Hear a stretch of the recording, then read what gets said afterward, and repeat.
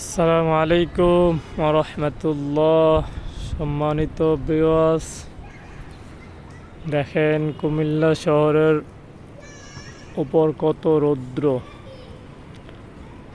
জানি না অন্য অন্য জেলায় আছে কি না, কুমিল্লা শহরটাতেই মনে হচ্ছে বেশি, নাকি কে কোথা থেকে দেখছেন বা কতটুক তাপমাত্রা জানিয়ে যাবেন।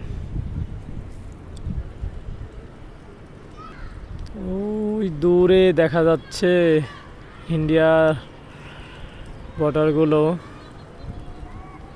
আমরা দেখতেছেন কিনা জানি না। এই যে অনেক দূর।